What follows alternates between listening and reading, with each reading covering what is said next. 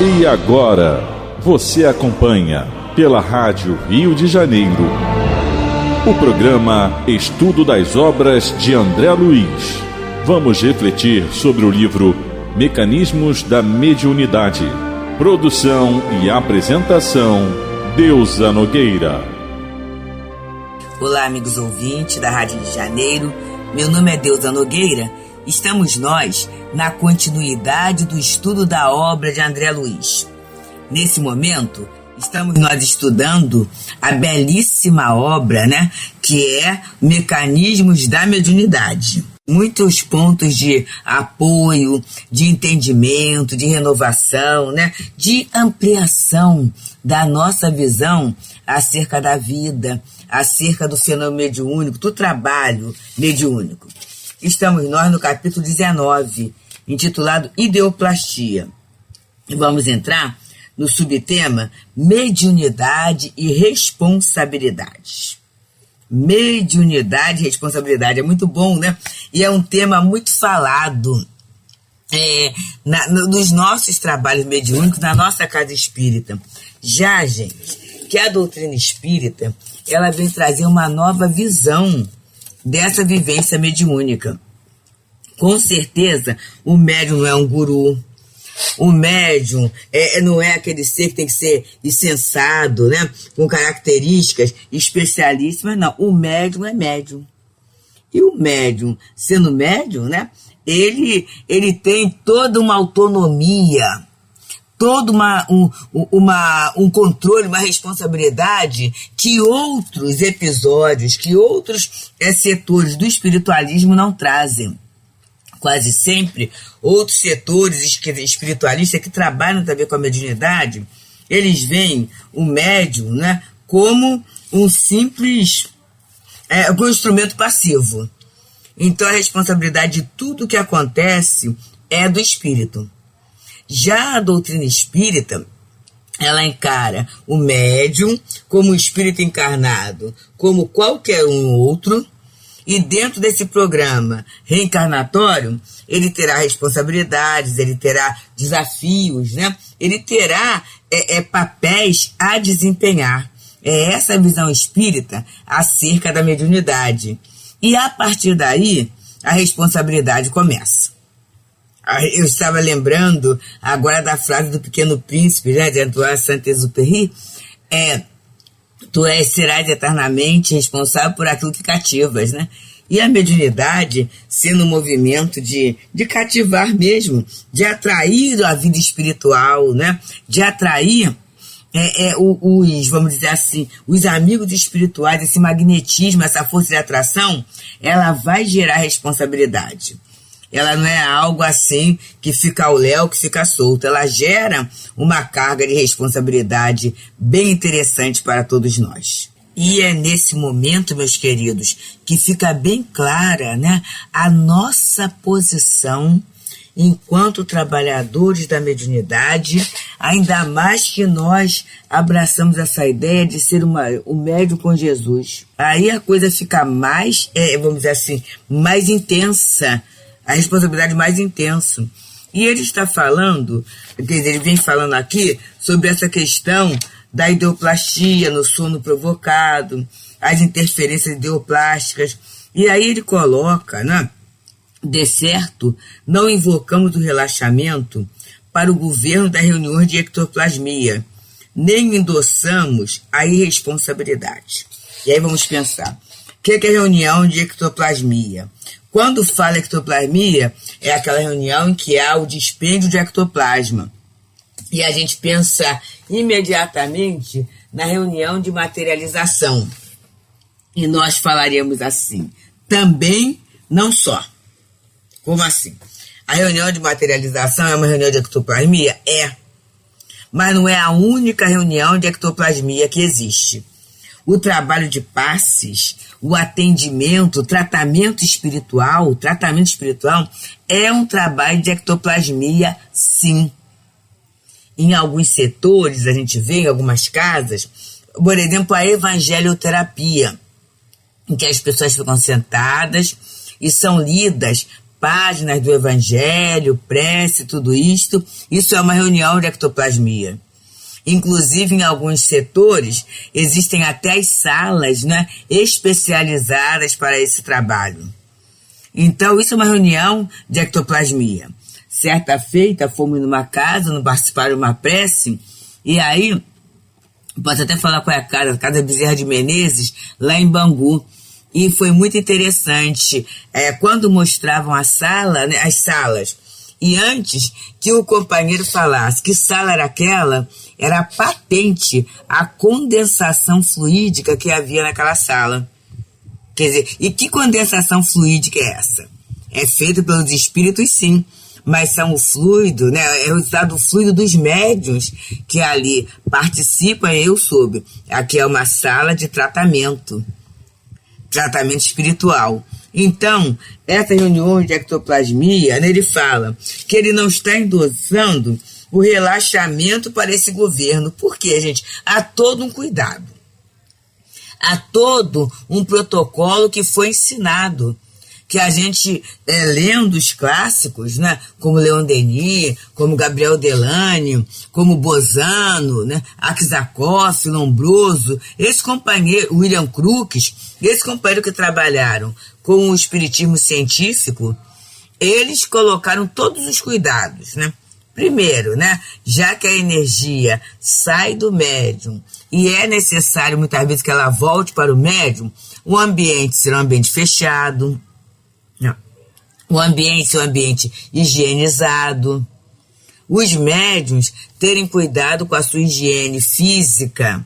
E quando a gente fala higiene física, não é só a questão do banho, né, do físico, mas é a higiene alimentar, né?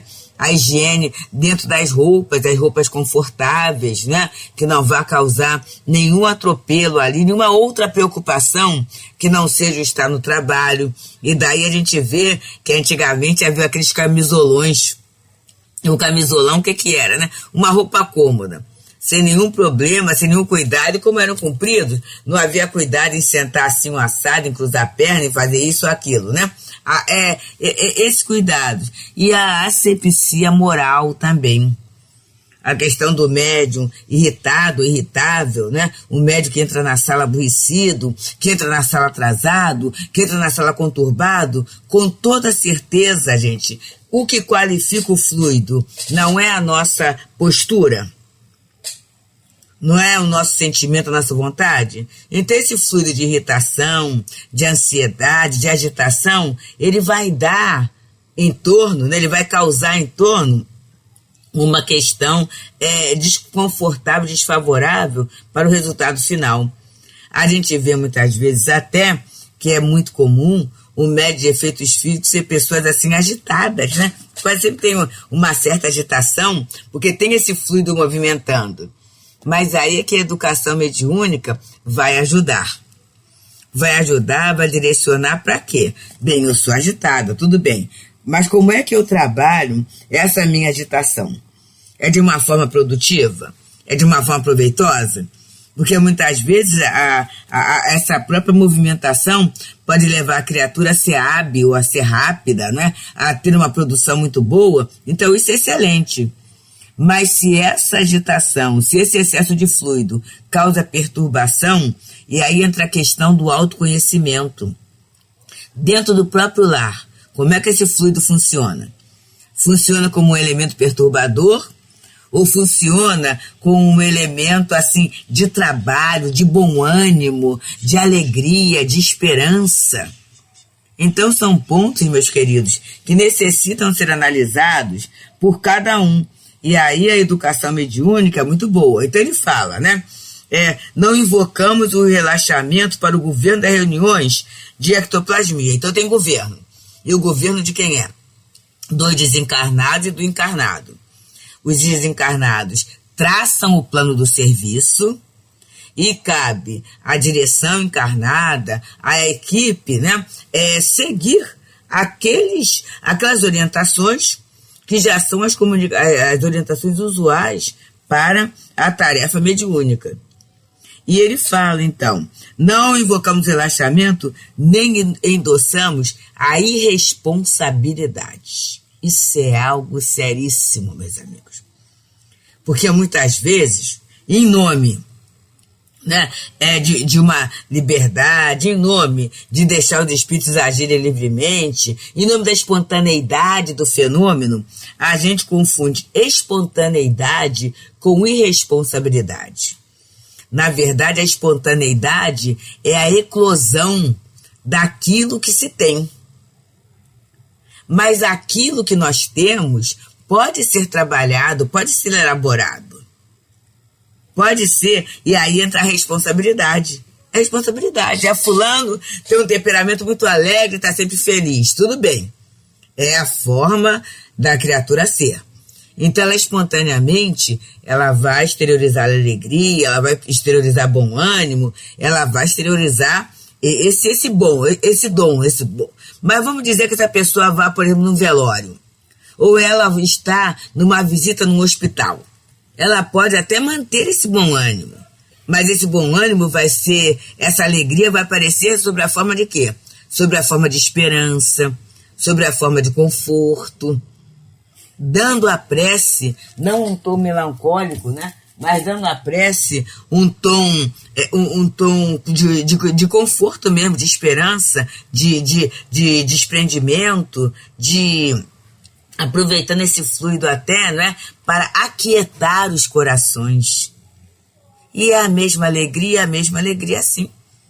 Que a esperança e a alegria andam juntinhas. Mas a forma espontânea de expressão será diferenciada de acordo com o ambiente.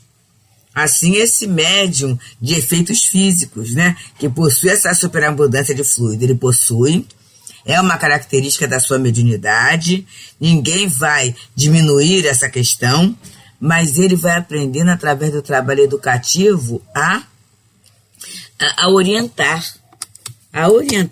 esse fluido, a adequar esse fluido. E para isso ele vai ter que ter a vigilância e a oração. É o conhecimento do processo, daí ele necessitar do estudo, mas também um grande movimento de vigilância e oração constante.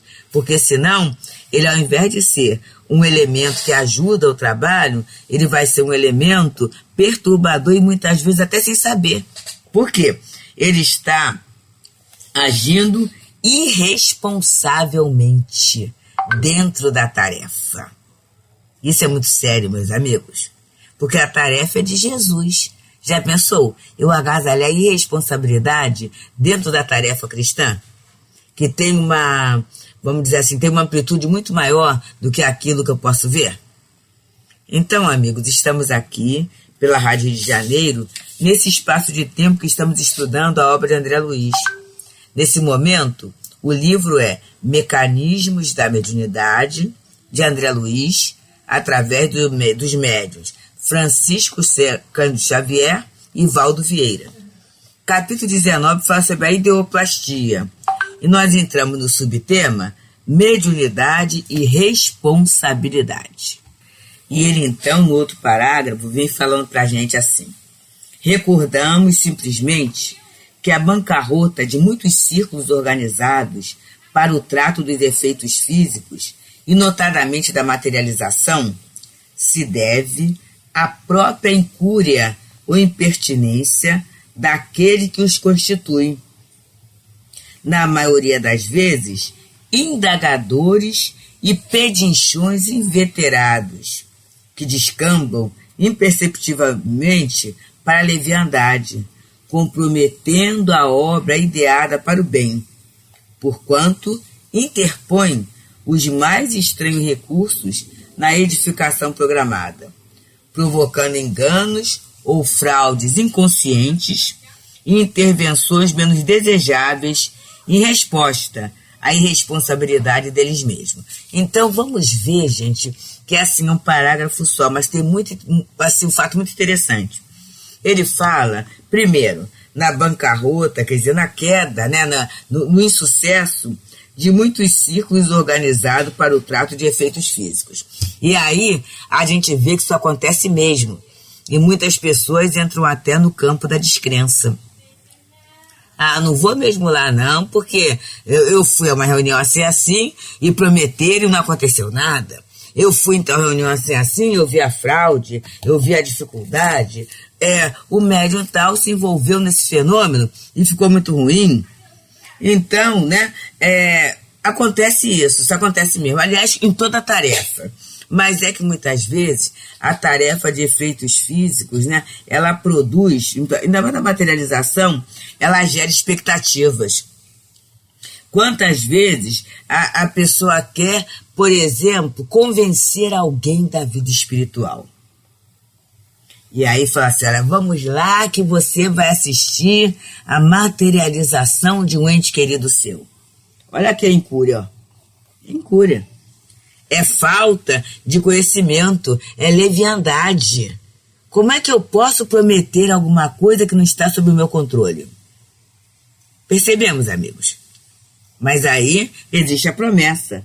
Então, muitas vezes deve a própria incúria ou impertinência daquele que os constitui. E o que é essa impertinência, né? É muito interessante. Vamos olhar pertinência como pertencer, e impertinência como não pertencer à tarefa. Isso é uma coisa muito interessante. Muitas vezes eu estou na casa espírita, eu faço parte de um grupo, mas eu não tenho essa relação de pertencimento. Quantas vezes eu estou ali até numa posição vaidosa, achando que eu dou conta de tudo, que eu faço tudo, que o grupo só existe porque eu estou ali. Olha só, gente. Quando, na verdade, né, a situação, ela não caminha assim.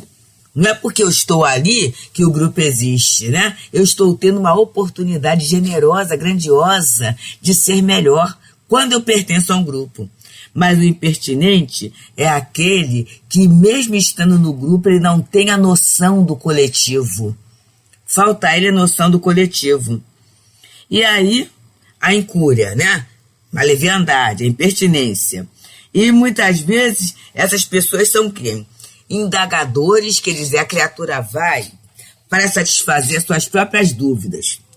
E muitas vezes as dúvidas que caminham até pelo campo da maledicência. Eu quero ver se fulano é médium ou não, se a produção dele é boa ou não, se aquele grupo tem segurança ou não, quem é que produz mais ou quem é que produz menos. Essas situações, né, que não tem a ver mesmo com o aprendizado, porque é interessante que essas pessoas, mesmo depois que elas têm a comprovação da veracidade do fenômeno, elas não se tornam melhores por isso. Elas não se tornam melhores por isso. E aí elas são, esses indagadores, e pedinchões inveterados. O que é isso, gente? A criatura está sempre pedindo. Ah, eu queria uma prova. Aí tem uma prova. Ah, mas eu queria uma prova olfativa. Ah, mas eu queria uma prova tátil. Ah, mas eu queria ver isso, aquilo outro. Então, ela está sempre pedindo. E aí vai descambar para quê? Para a leviandade. Que é isso? Porque quando eu peço, eu tenho que saber quais são as razões, é até o nome de uma lição do livro Pão Nosso, Razão dos Apelos. Por que eu estou pedindo aquele bem? Por que eu estou pedindo aquela dádiva, né? E sabendo conscientemente que eu estou usando energias. O ectoplasma do encarnado é a vontade, o tempo, o trabalho do desencarnado. E aí eu tenho que me perguntar, o que eu estou fazendo, o que eu vou fazer daquilo que eu estou recebendo? Porque senão é leviandade, gente. É leviandade. Por isso que alguns de nós, e aí alguns companheiros às vezes até se admiram, né? A gente fala, né? A gente trabalha e a gente procura oferecer o nosso melhor, porque com certeza já fomos contemplados ao longo de nossa vida espírita com muitas provas da espiritualidade, com muitos testemunhos da solicitude espiritual no nosso caminho. E aí, a partir daí, nós começamos a pensar assim, o que eu vou fazer com isso? O que eu estou fazendo com isso? E a única forma de nós nos colocarmos melhor é através do trabalho, é através da dedicação, é através do esforço de tentar oferecer ao outro pode até não ser em termos de conteúdo, que a gente às vezes não tem essa competência do conteúdo, mas pelo menos em termos de vibração, a veracidade da vida espiritual, a veracidade do amparo, do carinho, do cuidado que a espiritualidade tem com cada um de nós. A veracidade da imortalidade. Então, por quê? Porque se recebeu tanto, por quê? É pelos seus lindos olhos? Não é, meus amigos. É porque você é um privilegiado da criação? Não é isso, não. É para se fazer alguma coisa, porque senão a gente cai na leviandade. Olha o que ele fala aqui: comprometendo a obra ideada para o bem. Então, nenhum fenômeno de efeitos físicos ou não, ou de efeitos intelectuais, realizado em instituições sérias que visam a trabalhar com Jesus, é de forma aleatória, não. Tem uma obra ideada para o bem, tem um objetivo superior, um objetivo nobre. E toda vez que eu entro na impertinência, quer dizer, que eu me desvio daquele objetivo, do objetivo do grupo, do objetivo do trabalho, do objetivo da casa, eu vou comprometer essa obra. Olha a responsabilidade. E lembra que ele falou? Não há um endosso da irresponsabilidade, não, que você é responsável por aquilo. E aí, eu vou interpor recursos estranhos na edificação programada, provocando enganos e fraudes inconscientes. E aí é assim, né? Muitas vezes o fenômeno acontece de uma forma estranha, muitas vezes o fenômeno não acontece, muitas vezes o médium fica ansioso, né? E aí, coitadinho, começa a fraudar. Mas aí a gente olha assim, tá vendo? Olha o caráter do médium. É claro que a gente não vai tirar dele a responsabilidade, mas vamos ver essa expectativa, essa vibração que está no entorno do médium. Esse petitório, né? Essas indagações sem sentido, essa leviandade, esses recursos estranhos que a criatura começa a colocar ali, por exemplo, certos agrados, certos presentes, certos elogios. Então, tudo isso pode interferir no psiquismo do médium, na economia do grupo, e aí começa enganos, fraudes inconscientes. Por quê? Porque ao invés do médium estar ligado ao mentor, está ligado ao objetivo da tarefa, ele vai sentir esse campo mental à sua volta. Ele vai perceber esse campo mental alterado à sua volta. E como o médium é sensível e é alguém que está em construção, ele vai assimilar aquela ideia e isso vai causar uma confusão no seu mundo mediúnico, no seu psiquismo. E essa confusão vai proporcionar intervenções menos desejáveis. E que intervenções são essas? É o momento em que o médium perde o contato com os espíritos superiores, diretores do trabalho, e vai começar a entrar em relação com esses amigos, com esses irmãos obsessores, né? Esses irmãos complicados no entendimento de si mesmo, no convívio com o outro, no entendimento da lei. E aí isso surge o quê? Como resposta à irresponsabilidade. Então, meus queridos, quando se fala em mediunidade e responsabilidade, a gente muitas vezes atribui essa responsabilidade a médiuns que têm uma projeção ou que têm uma tarefa que consideramos como grandiosa. Mas essa responsabilidade é de todos nós. Em muitas situações, nós somos aquele médium de apoio. Nós somos aquele médium que está ali, né, ajudando, amparando. E aí a gente começa a pensar, a gente começa a desejar, a gente começa a indagar, a gente começa a interferir com outros elementos, outros pensamentos, outras questões, ignorando a proposta salutar dos benfeitores queridos. E aí somos nós que estaremos agindo irresponsavelmente, comprometendo a harmonia da obra, alienando-nos, né, dos objetivos daquela tarefa e causando a grande confusão. Então, queridos, que a gente possa parar, que a gente possa pensar, a gente possa analisar qual é o meu papel quando eu estou em um ambiente mediúnico, mesmo que a minha posição naquele momento seja daquele que está pedindo auxílio. Como é que eu peço auxílio e como é que eu o recebo? Meditemos um tanto nisso, meus amigos. Muita paz. A Rádio Rio de Janeiro apresentou o programa Estudo das Obras de André Luiz. Produção e apresentação, Deusa Nogueira.